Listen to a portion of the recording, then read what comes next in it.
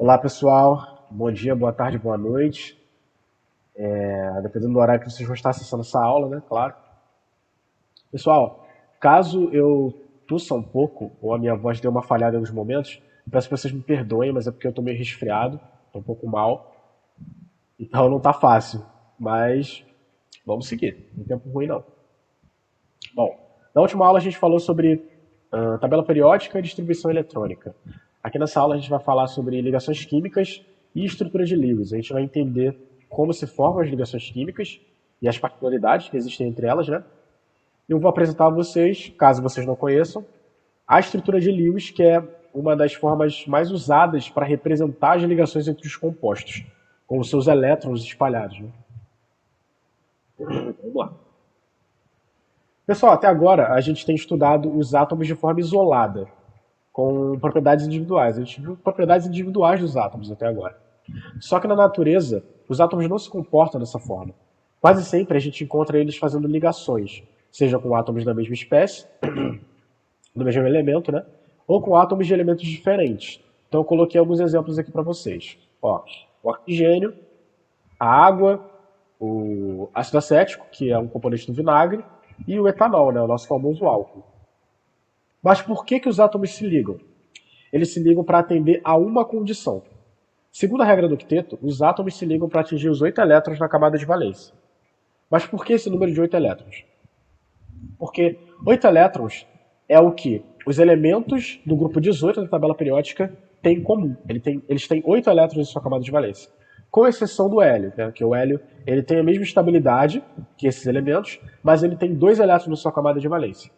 Esses elementos eles são chamados de gases nobres. E eles são elementos inertes, eles não reagem, né? Eles estão bem estáveis do jeito que eles estão. Então o que eles têm em comum perdão, é o fato de possuírem 8 elétrons na camada de valência. Então os átomos na natureza eles vão buscar sempre se ligar a outros átomos para atingir essa estabilidade de gás nobre para ficar com 8 elétrons na última camada. Bom, antes da gente continuar para estudar as ligações químicas, a gente tem que entender dois conceitos que a gente usa para entender as ligações químicas, que são os conceitos de raio atômico e o conceito de eletronegatividade. Bom, o que é o raio de uma circunferência? O raio de uma circunferência é a distância entre o centro dessa circunferência e a sua borda. Como a gente está trabalhando com o modelo atômico de Bohr adaptado, onde o átomo ele é uma esfera, né? Ele tem esse modelo de esfera com o núcleo, e ao redor dele tem os elétrons, na chamada eletrosfera, que estão em órbitas circulares, né? Ao redor desse núcleo. O raio, então, ele vai ser... O raio de um átomo, no caso, ele vai ser a distância entre o núcleo desse átomo e a sua camada de valência, que é a sua camada mais energética, mais externa. Quando a gente vai comparar o tamanho do raio entre átomos, a gente tem que levar em consideração duas coisas. Primeiro, a gente compara átomos que estão no mesmo período e átomos que estão no mesmo grupo. Então, por exemplo, no primeiro caso, que são átomos que estão no mesmo período, eu trouxe aqui dois átomos, o do cloro, de número atômico 17, e o do sódio, de número atômico 11. Primeira coisa, galera, o raio atômico aumenta conforme o número atômico diminui. Por quê? Porque o número atômico ele vai indicar pra gente o número de prótons e o número de elétrons. Então veja, se eu tenho um número de prótons menor, eu tenho um raio maior. Por quê?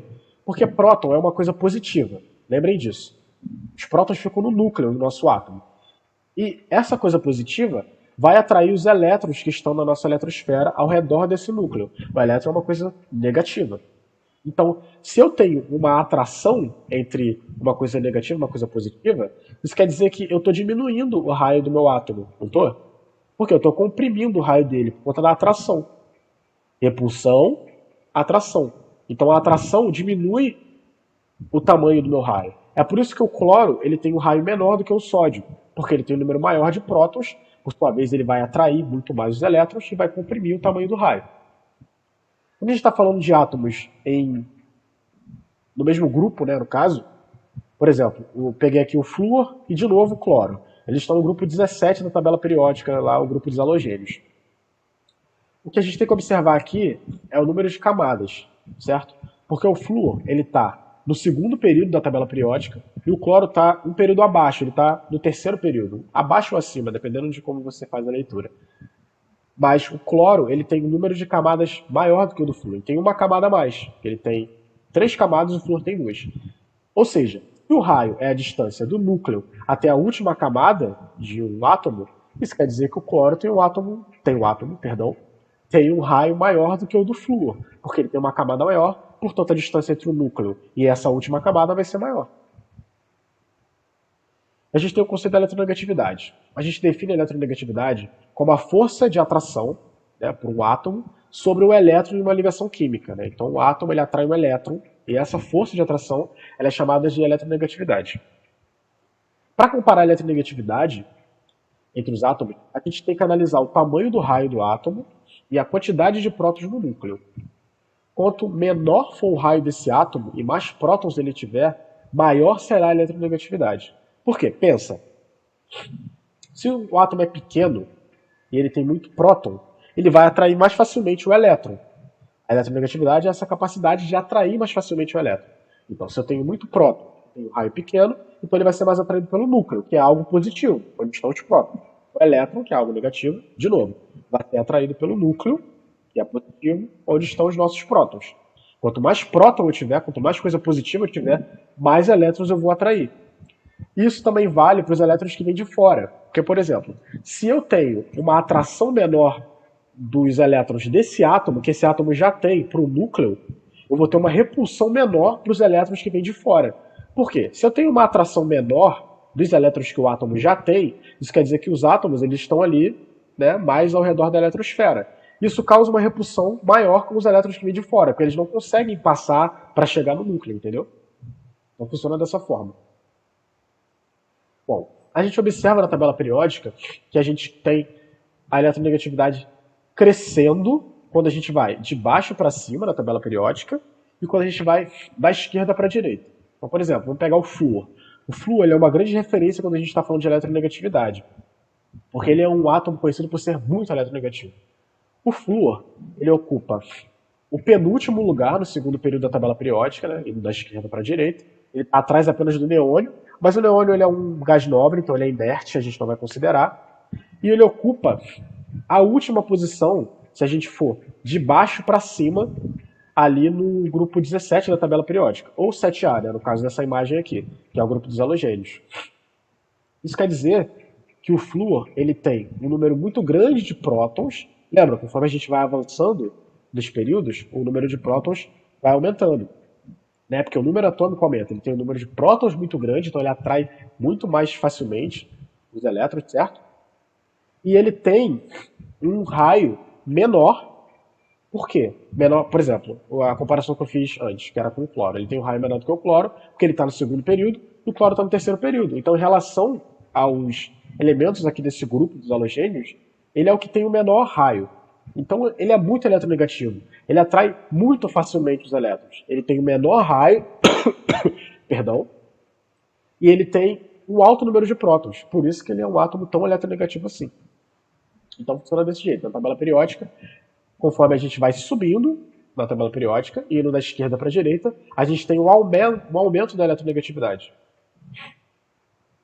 Bom, agora a gente vai para os tipos de ligação que a gente tem. A primeira delas é a ligação iônica. As ligações iônicas elas são sempre feitas entre íons. Né? A gente vai entender o que é um íon depois. Sendo um cátion, que é a parte positiva dessa ligação, e um ânion, que é a parte negativa. E elas ocorrem entre metais e ametais, ou metais e hidrogênios. Coloquei alguns exemplos aqui, né? O hidreto de sódio, que é o NaH, o cloreto de sódio, que é o NaCl, o KCl, que é o nosso cloreto de potássio, e o brometo de prata, que é o nosso AgBr. O que é um íon? Né? O que são esses íons que formam a ligação iônica? O íon, pessoal, ele é uma espécie que não possui um número igual de prótons e elétrons. Se a gente olhar para a tabela periódica, o número atômico dos elementos ele indica para a gente o número de prótons e o número de elétrons. Então eles têm números iguais, né? Já que o número atômico é o mesmo. Isso quer dizer que elas são espécies neutras. Os íons não são espécies neutras, são espécies carregadas. Aí vai ter uma carga positiva e uma carga negativa. Então, por exemplo, ele pode ser um cátion, que possui um número maior de prótons em relação ao número de nêutrons. Lembrando que o próton é uma coisa positiva, então se ele possui um número maior de prótons, ele vai ter uma carga positiva por sua vez, ele não vai ser mais nêutron.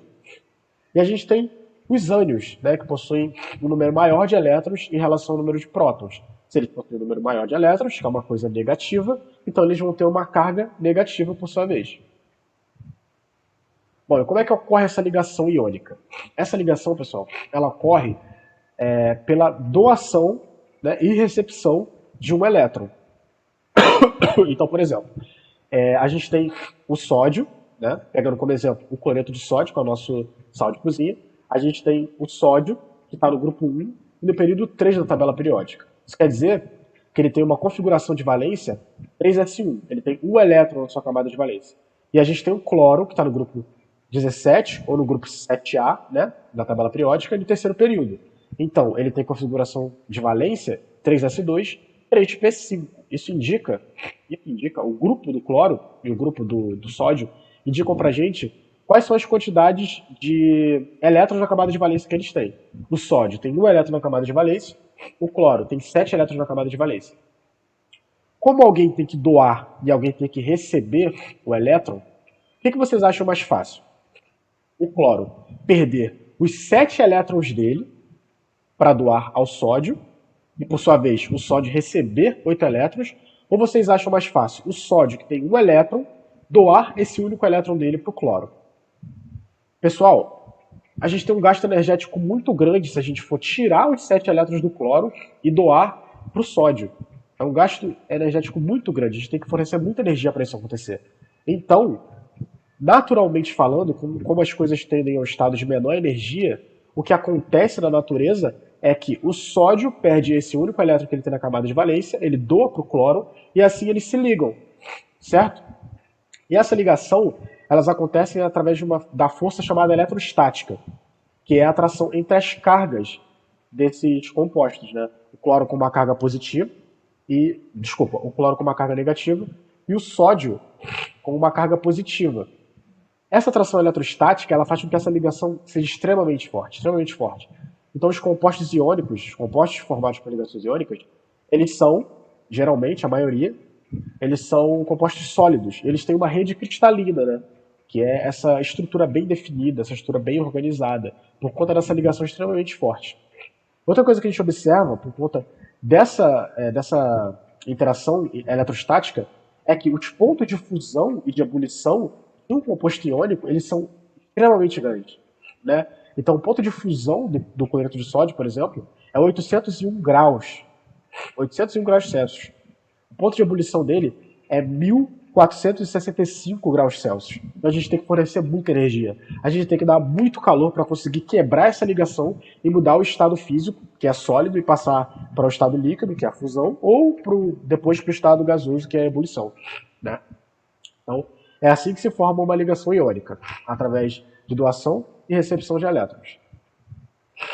Bom, as ligações covalentes. As ligações covalentes, elas ocorrem por meio do compartilhamento de elétrons. Elas geralmente ocorrem entre dois ametais ou um ametal e um hidrogênio, né? Pessoal, diferente da ligação iônica, não há uma diferença considerável de eletronegatividade para que os átomos se liguem doando elétrons. Perdão. Os átomos na ligação covalente, eles têm eletronegatividades próximas. Embora um tenha uma eletronegatividade maior que a outra, eles não são valores tão distantes assim como no caso dos compostos iônicos, né? Nesse caso, eles são próximos. Então não tem como um átomo arrancar o elétron do outro, né, através dessa atração muito grande. Eles se ligam, então, compartilhando esses elétrons. E a gente chama as ligações entre átomos do mesmo elemento de ligações apolares. E as ligações entre átomos de elementos diferentes, elas recebem o nome de ligação polar. Por que isso? Então, por exemplo, se a gente for observar aqui a ligação entre o HCl, né? O que acontece nessa ligação aqui do HCl? O cloro, ele é mais eletronegativo do que o hidrogênio, claro. Apesar de não ser uma eletronegatividade tão diferente assim, ao ponto do cloro conseguir arrancar o elétron do hidrogênio. Como eu disse antes, eles compartilham esse elétron. Mas o cloro, sendo mais eletronegativo do que o hidrogênio, ele tende a atrair esse elétron para o seu núcleo. Então o que acontece? Isso aqui é um símbolo de carga parcial, que a gente chama. O cloro, então, nessa ligação, ele tem uma carga parcial negativa, por ele ser o mais eletronegativo e atrair mais esse elétron, né? Ele tende a ficar negativo porque tende a atrair o elétron. O hidrogênio, por sua vez, ele atua como um polo positivo da molécula, né? Porque ele tende a perder esse elétron, então ele tende a ficar com o número de prótons maior, a ficar mais positivo. É por isso que a gente chama essa ligação aqui de ligação polar, porque você tem polos na molécula. Você tem um polo que tem a tendência de ficar negativo e um polo que tem a tendência de ficar positivo. Então eu coloquei um exemplo de molécula apolar. Eu não coloquei um exemplo com uma molécula que tem átomos iguais, porque vocês vão conseguir entender se eu explicar esse exemplo aqui. Então, por exemplo, aqui nessa ligação, eu tenho. Essa aqui é a molécula de CO2, né, que é o dióxido de carbono. O dióxido de carbono ele tem 2 átomos de oxigênio e 1 átomo de carbono. Acontece que os oxigênios eles são mais eletronegativos do que o carbono, naturalmente. Mas a forma com que essa ligação ocorre, a forma com que esse composto se mostra no espaço, ele impede que eu tenha a formação de polos nessa molécula. Porque se eu tenho um oxigênio de cada lado do carbono fazendo essa ligação, e o oxigênio tende a atrair os elétrons da ligação, isso quer dizer que eu tenho duas setas. Uma seta indo para o oxigênio da direita, atraindo os elétrons da ligação, e uma seta indo para o oxigênio da esquerda, atraindo os elétrons da ligação. Isso significa que elas se anulam, né? Que eu não tenho um polo formado. Eu não tenho a seta indo numa única direção, né? Para onde o elétron está fluindo. O elétron está fluindo para 2 lados diferentes, né? Então vai ter a anulação desses polos. Por isso que a gente chama a molécula de CO2 de molécula apolar. E a mesma coisa acontece quando você tem um composto com o mesmo átomo. Por exemplo, o oxigênio. O oxigênio, mesmo exemplo que eu citei anteriormente. Ele é formado por 2 átomos de oxigênio. Então, você vai ter uma anulação do polo, né? Porque você vai ter uma seta indo para um átomo e uma seta indo para o outro. Então você não tem a formação de um polo, você tem a anulação, portanto é uma molécula apolar. Bom, a gente também tem um exemplo das ligações duplas ou triplas, né? Como que a gente explica essa ligação? Bom, alguns compostos eles vão apresentar os átomos se ligando entre eles, com duplas ou triplas ligações, ou entre átomos diferentes, né? No caso aqui a gente tem a molécula da acetona, que o carbono se liga ao oxigênio com uma dupla ligação para atingir a estabilidade dele, e aqui a gente tem a molécula do álcool vinílico, onde os carbonos estão fazendo uma dupla ligação para atingir a estabilidade, né? Então, mais de uma ligação ela pode ser formada entre os átomos do mesmo elemento ou de elementos diferentes para que eles atinjam a estabilidade. Então isso também acontece na natureza.